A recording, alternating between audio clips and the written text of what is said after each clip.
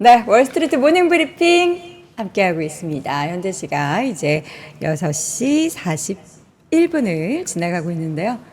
이번에는 저희가 목요일마다 공부를 한 번씩 하는 그런 순서를 마련을 하고 있습니다. 그래서 오늘 이 시간에는 누구를 한번 모실까 봤더니 연세대학교 통일연구원의 우리 봉영식 박사님을 모시고 자세한 이야기를 나눠보도록 하겠습니다.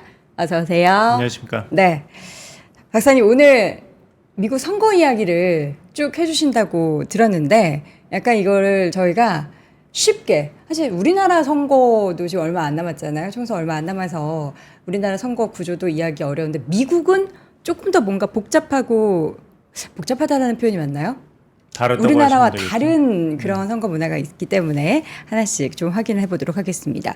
지금 11월 대선 앞두고 바이든 미국 대통령 경합주라고 하죠. 경합을 펼치고 있는 그 주에서 트럼프와의 격차를 좀 좁혔다라는 여론조사가 좀 나왔습니다. 그동안 계속해서 트럼프가 우세를 펼치면서 좀 걱정했는데 이런 거는 이제 어떻게 바이든의 국정연설에 좀 힘이었을까요?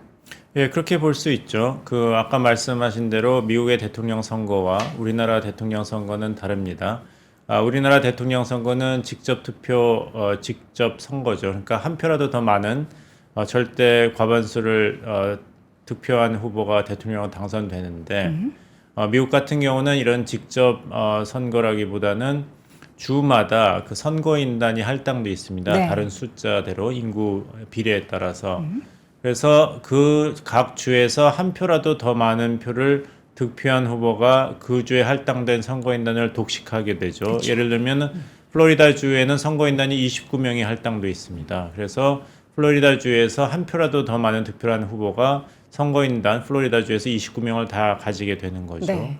그래서 전국적으로 선거인단의 전체 절대 과반수인 270명을 확보하면은 대통령으로 당선하게 됩니다.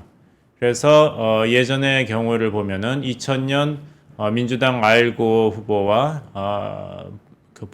공화당의 조지 W 부시 후보 간의 대선에서는 절대 득표에서는 알고 후보가 앞섰지만 선거인단 획득에서 조지 W 부시 공화당 후보가 앞섰기 때문에 부시가 대통령 선거에 이겼죠. 그리고 2016년 민주당의 힐러리 클린턴 후보와 공화당의 도널드 트럼프 후보가 맞붙었을 때도 절대 득표에서는 힐러리 클린턴 민주당 후보가 앞섰지만 선거인단 수에서 트럼프 후보가 앞섰기 때문에 트럼프가 대통령으로 당선되었죠. 그 차이를 아셔야 되고 그래서 아까 지적하신 7개 주가 중요한 것이 그 주를 획득하게 된다면은 그 주에 할당된 선거인단을 확보하게 되죠. 네. 그런데 이제 뭐 우리나라도 뭐 지역적으로 이 유권자들이 뭐 양극화돼 있다고 하는데 미국도 사실 거기에 예외가 아닙니다. 예를 들면은 캘리포니아 주라든지 뉴욕 주는 항상 민주당의 텃밭이고 그 남부주 텍사스라든지 알라바마는 공화당 텃밭입니다. 그러니까 거기에는 상대방 후보가 유세를 해도 그 주의 선거인단을 확보할 확률이 적기 때문에 어느 주에 우리가 에너지와 자금과 시간을 쏟아부으면은 그 주를 이길 것인가 여기에 초점을 맞춰야 됩니다. 이길 확률이 있는 주. 네. 그리고 내 집토끼인 주에 그렇게 투자를 할 이유는 또 없는 것이죠. 그래서 이제 아까 말씀하신 그 7개 경합주가 중요한 것이에요. 네. 지난번 2016년 대선에서는 힐러리 클린턴 후보가 이 경합주를 소홀히 했습니다. 특히 위스콘신이라든지 미시간, 소위 민주당을 전통적으로 지지했던 블루칼러 노동자들이 집중돼 있는 그 주가 당연히 민주당 쪽으로 넘어올 거라 생각했기 때문에 유세를 안 했어요. 근데 사실 거기에 있는 유권자들은 이 기득권층에 대해서 불만이 부글부글 하고 있었거든요. 그래서 정치적 이단화인 트럼프 후보가 나타났을 때는 가만히 있다가 샤이 트럼프라 그랬죠. 네. 조용히 있다가 트럼프를 다 지지해서 자금력에서 앞섰던 힐러리 클린턴 후보가 당시에 뉴욕타임스 같은 경우는 힐러리 클린턴 후보의 당선 확률을 90% 이상으로 점쳤는데 선거 전날까지 그when 트럼프 후보가 대역전에 성공했죠. 여담입니다만 그때 선거를 치러봤던 남편 그리고 전직 대통령인 빌 클린턴이 선거를 며칠 앞두고 부인에게 그랬대요. 네. 이상하다. 감지했군요. 위스콘신을 가봐라. 근데 힐러리 클린턴 후보가 위스콘신은 한 번도 안 갔대요. 당연히 민주당 쪽 넘어올 줄 알고. 거기는 민주당 러스트 텃밭이었기 벨트지. 때문에. 예. 그래서 그 선거 전날까지도 엉뚱한 곳에서 유세를 했어요. 노스캐롤라이나 주에 가가지고 비욘세와 같이 유세를 했어요. 비욘세. 예, 가수. 그러니까 노스캐롤라이나 주도 경합주잖아요. 네. 거기를 이제 민주당도 획득해야 된다 해서 거기에 유세를 하고 있었는데 문제는 저쪽 러스트벨트에 이미 골마 터지고 있었죠. 그러면은 오히려 그 트럼프는 위스콘신 이런 민주당 텃밭 거기다가 가서 더 이제 드렸군요. 당신들이 기득권의 희생자다. 네. 내가 다시 미국을 위대하게 하겠다. 전통 산업을 살리겠다 그랬던 것이죠. 저는 이제 너무 기본적인 질문일 수는 있는데 보면은 실질적으로 이제 국민들이 투표하는 거 말고 선거인단에서 이게 뒤집히면은 그 당선자가 달라지는 거잖아요. 기본 구조 자체에 대해서 간략하게 좀 설명을 해주실 수 있나요? 그렇습니다. 그래서 이제 선거인단이 네. 사실 그 각 주에 나온 선거 결과에 상관없이 투표를 할 수는 있어요. 네. 기술적으로는. 네. 하지만 그거는 그 당과 그런 선거법에 대해서 굉장한 도전이기 때문에 그런 경우는 없었고 사실 그래서 2020년에 선거에 당시 졌다고 결과가 나왔던 트럼프 대통령이 그래서 여러 가지 방법을 썼지 않습니까? 네. 그 불복했죠. 부통령인 마이크 펜스 부통령 보고 그 개표를 하지 말아라. 네. 표 검수를 하지 말아라고 했고 네. 마이크 펜스 부통령은 나는 양심과 헌법에 따라서 그 대통령의 지시를 받아들일 수 없다고 그 검표를 지시했어요. 그래서 트럼프 후보가 이번에 마이크 펜스 전 부통령 자기의 러닝메이트를 배신자로 낙인 찍어서 마이크 펜스 부통령은 이번 대선 공화당 그 예비 선거에서 사실 일찍 사퇴를 할 수밖에 없었죠. 그러니까 트럼프 대통령은 이따가도 말씀드리겠습니다만 그 절대적인 충성을 요구합니다. 그게 장점일 수도 있고 단점일 수도 있는데 그래서 선거인단이 기술적으로는 나 마음을 바꿨다. 나는 내가 원래 지지하려던 그 후보 죄송합니다. 그 주에서 결정한 그 주에서 승리한 그 후보를 지지하기보다는 다른 후보를 지지한다고 할 수는 있지만 그렇게 한 경우는 아직 없습니다. 근데 기본적으로 제가 궁금했던 거는 우리나라는 그냥 투표해서 개표하고 그 숫자로만 카운트해가지고 예. 당락을 결정을 하잖아요. 근데 미국은 그것도 하고 선거인단에서 따로 투표도 하고 결국에는 이 숫자는 그러면 의미가 없는 아니죠. 건가요? 그 숫자가 이제 그 주에서 어느 후보가 승리했냐를 결정하지 않습니까? 네. 그러면 그 주에 할당된 선거인단은 그 승리한 후보를 지지하는 것이죠. 그게 이렇게 또 이렇게 함축되는 예. 그런 퍼센테이지로. 그러면 그 선거인단이 저는 이 후보를 대통령으로 지지합니다. 한 거를 모아가지고 의회에서 그것을 승인하면은 대통령이 누가 될 건가가 공식적으로 이제 결정이 되는데 그 의회에서 승인하는 과정에서 개표 검수를 하지 말라고 트럼프가 부통령 마이크 펜스에 지시를 했는데 마이크 펜스 부통령은 그거는 헌법 위반이다 그래서 그 과정을 의회 폭동이 있었음에도 계속 진행을 했죠. 그러니까 트럼프는 그게 가짜 선거인데 네. 조작된 선거인데 네. 어떻게 이럴 수가 있냐? 너는 배신자다. 그래서 마이크 펜스와 결별을 했죠. 박사님께서 최근에 이제 사실 아직은 시간이 뭐 한 6개월여 남기는 했지만 트럼프 쪽으로 살짝 기울었었던 무게가 바이든 쪽으로 살짝 좀 온 것 같단 말이죠. 근데 이게 과연 이제 일시적일지 아니면은 이제 완전하게 그래도 기존 대통령 쪽으로 다시 한번 기울 수 있는 전세 역전을 맞이한 건지 어느 쪽으로 보시나요? 그거는 어디로 갈지 모르죠. 제가 이 프로그램에 2주에 한 번씩 나오는데 네. 아마 2주마다 바뀔 수도 있고요. 그 선거라는 게 그렇지 않습니까? 어떻게 될지 모르고 앞으로 11월 5일이 그 대통령 선거일인데 그때까지 남은 시간은 사실 영겁입니다. 어떻게 될지 모르죠. 지금 우리 그 국회의원 선거를 보세요. 국민의힘에서는 선거가 딱 2주 전에 있었으면 하고 바라고 있겠죠. 네. 민주당 입장에서는 오늘 빨리 선거했으면 하고 바라고 있겠죠. 국회의원 선거일까지 어떤 일이 일어날지는 우리나라도 모르는데. 그렇죠. 전날에 또 무슨 스캔들이 그렇죠. 터질지도 모르고. 2주 남았나요? 네. 근데 미국 대통령 선거는 지금 몇 달이 남았죠? 11월까지니까 7개월? 네, 6개월, 7개월 정도. 무슨 네. 일이 있을지 모르죠. 그러면은 그냥 일시적으로 발생한 부분이기 때문에 끝까지 지켜봐야 된다. 근데 이런 거는 볼 수가 있어요. 트럼프가 이제 아주 기세가 좋았죠. 맞습니다. 공화당 예비 선거 때는 쭉 앞서갔지만 그때도 말씀드렸습니다마는 그 트럼프가 2016년에 출마했을 때, 그리고 2020년에 출마했을 때, 그리고 이번에 2024년에 출마했을 때가 다른 후보입니다. 2016년에는 트럼프는 검증되지 않았어요. 그리고 기득권 바깥에 있다고 유권자들이 인정을 했습니다. 때묻지 않은 정치인이었죠. 네. 그래서 트럼프를 지지하는 그런 열성이 있었던 것이에요. 좀 이 정치를 바꿔보자. 왜 그렇고 그런 그 커리어 정치인들만 계속 하느냐.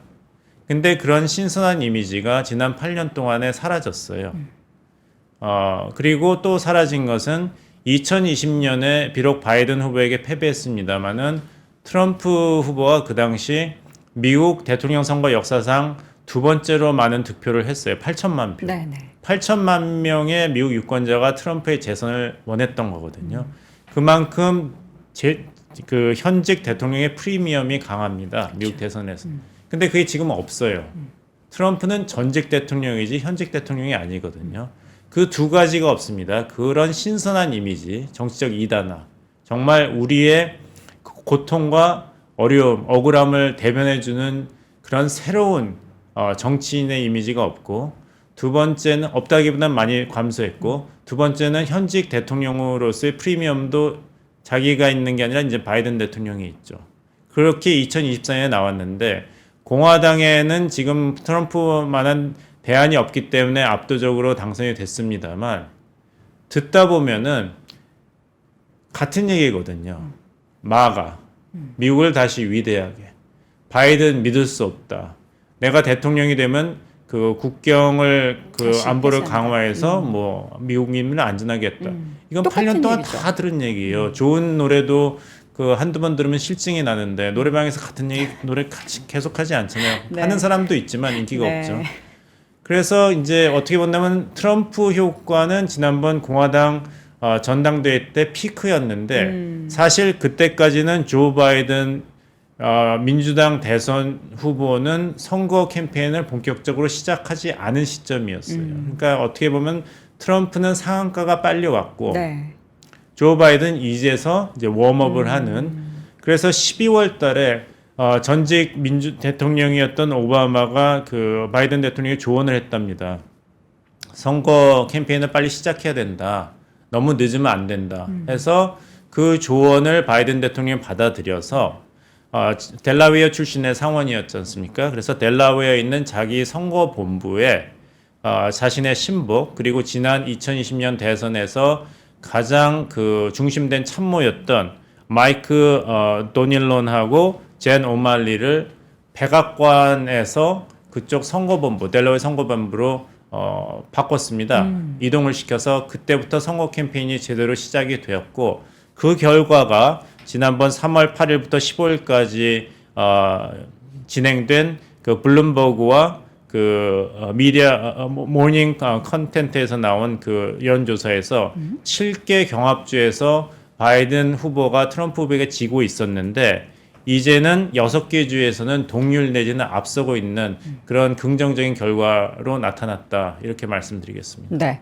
지금 제가 그냥 뭐 뉴스나 이런 멀리서 바라보는 입장에서는 트럼프도 그리고 바이든도 뭔가 새로울 게 없다라는 생각이 들어요. 기존 이제 현직 대통령이라는 프리미엄이 있다라는 바이든조차도 계속해서 뭔가 지지율이나 이런 것들이 떨어지고 있는 그런 상황이잖아요. 그러면은 이 두 인물보다 그 주변 인물들이 굉장히 중요할 것 같은데 지금 보니까 바이든 쪽에 있어서 버락 오바마 전 대통령이 대선 전에 좀 힘을 실어줄 것으로 예상이 된다라고 해요. 그럼 또 이제 그 인물에 의해서 바이든 쪽으로 훨씬 더 이제 기세가 기우는 것이 아닌가 하는 기대감이 또 있기도 하거든요. 그렇습니다. 이제 다시 우리나라 국회의원 선거랑 비교해서 네. 말씀드리자면 그러면 이해가 쉬울 것 같은데요.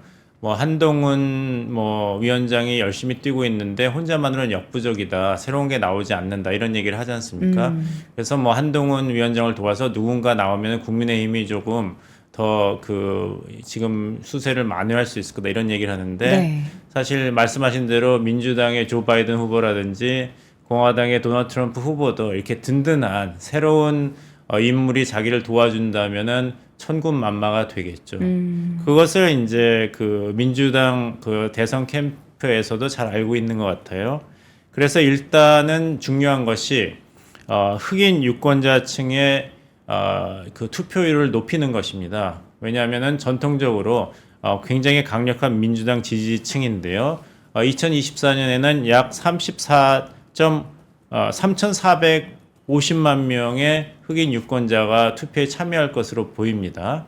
그래서 어떻게 해서든지 이 흑인 유권자층의 그 선거 투표 참여율을 높여야 되는 게 이제 바이든 대통령으로서는 대선 승리의 관건이다 이렇게 말씀드리겠는데 네. 지금 여론조사를 보면은 코로나 사태 3년 동안에 특히 그 젊은 흑인 남성 유권자들이 실직을 했습니다. 그리고 실직을 한 다음에 다시 이제 취직이 안 됐기 때문에 현 바이든 행정부에 대한 불만이 굉장히 높다. 그래서 선거에 참여하지 않거나 지난번 대선 때와 같은 지지를 보이지 않을 것이라는 우려가 민주당 선거 캠프에서 계속 제기가 되고 있어요. 네네.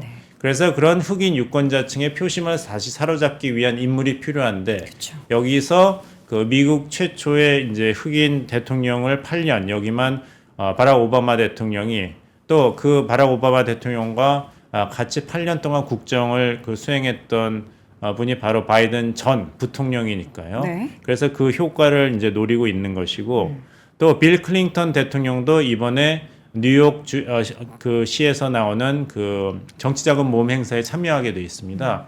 빌 클린턴 대통령이 1992년과 96년 대선에서 승리할 수 있었던 것도 흑인 유권자층이 빌 클린턴 후보를 적극적으로 지지했어요. 그래서 그때 흑인 이런 뉴스 프로그램 그 사회자들이 농담으로 뭐라고 했냐면 빌 클린턴 대통령은 미국 역사상 최초의 흑인 대통령이라 그랬어요. 빌 클린턴은 우리의 브라더라 그러고 네. 그럴 정도였거든요. 엄청나게 그래서 그걸 다 지지했군요. 알기 때문에 이번에 뉴욕 그 시에서 그 라디오 시티에서 열리는 행사에서는 그 민주당 대선 캠프가 대대적으로 홍보를 하고 있습니다. 그 대통령 3명이 나온다. 네. 빌 클린턴, 바락 오바마, 그다음에 조 바이든. 그러니까 예전에 그런 게 있었죠. 세계 3대 테너가 같이 공연을 많이 했었잖아요. 트리 테너즈라고 해서 누구죠? 플라치도 도밍고랑 루치아노 파바로티 그리고 호세 카레라스. 그래서 굉장한 인기를 끌었지 않습니까? 그런 식으로 큰 그런 반향을 일으키려 하고 있죠. 과연 그 반향의 결과가 어떨지가 사실 아직까지 항상 말씀해 주시는 것처럼 6, 7개월이라는 시간들이 남아있기 때문에 그 그림을 어떻게 그려가게 근데 될지가 아까 궁금해요. 얘기하신 대로 3월에 국정연설이 참 성공적이었습니다. 이제 조 바이든이 더 이상 이렇게 그 노쇠한 그런 대통령이 아니라 네. 굉장히 그 적극적으로 공화당 의원들과 시비를 걸면서 연설을 했거든요. 네. 그건 좀 이제 의도가 있었다 이렇게 보이는데 그 다음에 그 국정연설 끝나고 바로 다음 날 민주당 선거 캠프에 그 선거 자금이 1천만 달러가 모였습니다. 그래서 굉장한 기세를 올렸고 그 추세가 계속 유지되고 있고 그 지난번에 경합주인 네바다에서 카말라 해리스 부통령과 같이 유세를 했지 않습니까? 그것도 경합주에서 표심을 잡고 특히 거기서 흑인 유권자들의 표심을 잡으려는 그런 행보를 계속 유지하고 있죠. 네. 바이든 쪽에서의 부담 요인들 뭐 당연히 트럼프 쪽에는 더 많을 수도 있겠지만 친 이스라엘 정책 펼치고 있다라는 부분이 좀 약간 걸림돌로 있는데 그래서 이제 아랍계 표심들이 좀 이탈되고 있다. 이 부분은 어떻게 좀 그 이번 대통령 선거에 큰 영향 변수가 될 수 있을까요? 큰 변수가 되지 않을 것입니다. 몇 가지 이유를 말씀드리면 첫째, 현직 대통령의 프리미엄을 말씀드리겠습니다. 트럼프 후보는 미국의 이스라엘 정책을 그리고 가자지구 충돌에 대해서는 정책을 비판할 수는 있어도 네. 직접 정책을 수행하거나 만들 수는 없죠. 밖에서 비판을 하는 것이 최대치입니다. 근데 현직 대통령은 외교 정책을 통해서 직접 영향력을 행사할 수 있죠. 그런 면에서 본다면은 누가 키를 쥐고 있느냐? 바이든 대통령입니다. 트럼프 후보가 아니라. 그리고 두 번째, 미국은 공화당 대통령이든 민주당 대통령이든 이스라엘에 대해서는 굉장히 적극적인 정책을 취해왔죠. 약간의 정도 차이가 있는 것이죠. 그리고 세 번째, 너무 바이든의 그런 중동 정책이 너무 친이스라엘적인 게 아닌가 이런 비판이 있었지만 이번에 미국이 유엔 안보리에서 그런 휴전을 결정하는 결의안을 통과시켰을 때 처음으로 비토를 행사하지 않고 기권을 했습니다. 그래서 통과가 됐습니다. 네. 그래서 25일 안보리가 지속적 휴전으로 이어지게 될 라마단 이슬람 금식월이죠. 기간에 즉각 휴전을 요구하는 결의안을 14개 이사국 찬성으로 가결했습니다. 그리고 팔레스타인 무장정파 하마스에게는 즉각적이고 조건 없는 인질 석방도 요구했거든요. 이것은 네탄야후 그 정부와 각을 지면서도 그 3만 명이나 팔레스타인 민간인이 희생됐기 때문에 더 이상 이런 비인도주의적인 이스라엘군의 행동을 더 이상 용납해서는 안 된다는 의견을 충분히 반영한 것입니다. 그래서 이전에 이런 바이든 정부의 정책에 대해서 비판을 가졌던 사람들도 이제는 너무나 팔레스타인 쪽에 희생이 많기 때문에 그리고 그것을 바이든 정부가 적극적으로 네타냐후 정부에 대해서 비판을 가했고 유엔 안보리에서 책임있는 행동을 했기 때문에 이제부터는 이것이 바이든 정부의 어떤 그런 약점으로 작용할 그런 조건은 없어졌다 이렇게 말씀드리겠습니다. 그리고 네. 그 트럼프 후보조차도 네탄야후에 대해서 경고 메시지를 보냈습니다. 빨리 휴전을 해야 된다. 이것은 네탄야후 정부에 대한 지지를 철회한 분명한 입장이었거든요. 그래서 이제 일설에 있어서는 네탄야후 총리와 트럼프 대통령은 재직 시에 무슨 브로맨스란 이야기까지 나왔지만 네, 네. 사실 2020년에 아직 선거 결과가 공식적으로 인정이 안 됐는데도 이스라엘 네탄야후 총리가 바이든 대통령에게 축전을 보냈고 그것이 이제 트럼프 대통령이 아까 말씀드립니다만 절대 충성을 제일 중요시하는 인물인데 여기서 이제 네타냐후 총리에 대한 어떤 실망 그리고 분노가 계속 작용하고 있다 이렇게 말씀. 그리고 무슬람 유권자는 네. 미국 전체 유권자의 비중으로 본다면 2.5%에 불과합니다. 그래서 지난번 2020년 선거에서 무슬람계 유권자의 83%가 바이든 후보를 지지한 건 맞아요. 네. 근데 83%가 지지했지만 2.5%밖에 안 되거든요. 전체 유권자에서는. 그렇다면은 이 유권자들의 완전한 이탈만을 막고 그리고 그 인권을 존중하는 그리고 실질적인 중동 지역에서의 휴전과 평화를 이끌어내는 미국의 외교력을 보여줄 수만 있다면 바이든 대통령도 이번 이제 가자 지구의 충돌이 그렇게까지 발목을 잡는 그런 이슈가 되는 것은 막을 수가 있을 것입니다.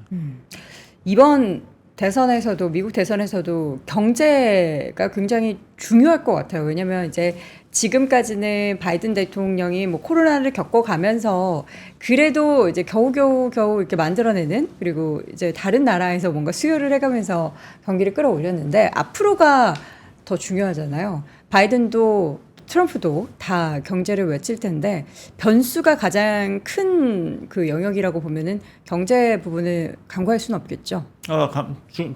경제가 제일 중요한 가장 것은 중요하다. 뭐 모든 사람이 다 알고 있죠. 네. 현직 대통령이 재선에 실패한 최근의 경우를 보면 다 경제가 발목을 잡았습니다. 1980년 민주당의 지미 카터 대통령이 재선에 실패했죠. 그다음에 1992년 아버지 부시도 걸프전에선 승리했지만 경제가 안 좋아서 빌 클린턴 민주당 후보에게 패배를 했죠. 네. 그 다음에 2020년 도널드 트럼프 현직 대통령도 조 바이든 민주당 후보에게 패배했습니다. 네. 경제 문제가 전적으로 경제 문제라기보다는 그때 코로나 사태가 일어났기 때문이죠. 그래서 이제 앞으로 어떤 것이 가장 큰 변수가 될 것인가 이런 질문을 많이 받는데 뭐 한마디로 천재지변이라고 말씀드려야겠죠. 어디서 터질지 모른다. 어디서 터질지 모르죠.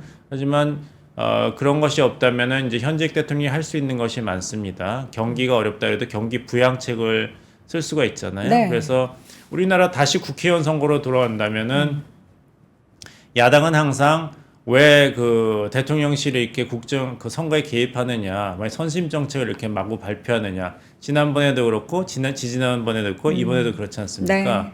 그 말은 뒤집어서 한다면은 행정부가 할 수 있는 것이 있는데 경제에 관해서 그것이 바이든 대통령에게는 있고 결정권이 트럼프 후보에게는 없죠. 근데 또 이 정책이라는 게 빈대떡 뒤집듯이 뭐 원한다고 하면 해서 안 되겠죠. 딱 이렇게 할 수가 없는 거잖아요. 그렇죠. 그렇다면 이제 경제 문제에서 바이든 후보에게 불리한 게 무엇인가를 봤을 때는 네. 고물가 그리고 우크라이나에 대한 미국의 국민 세금이 너무 과다하게 지원된다 이런 비판이 있을 수 있고 네. 또 이민자가 급증하고 있다 이런 비판이 있을 수 있죠. 어. 근데 우리가 경계해야 될 것은 이런 이슈가 분명히 존재하지만 이것이 얼마나 치명적인가. 불편한 이슈냐 정말 선거 결과를 결정할 만큼 치명적인 이슈냐 네. 이걸 봐야 되겠어요. 지미 카터 그 대통령의 같은 경우는 그때 제2차 오일 쇼크 파동 그리고 이란 혁명 때문에 미국 경제가 굉장히 어려웠거든요. 네. 그때 대학 졸업생들이 대부분 직장을 못 구하고 그럴 정도였죠.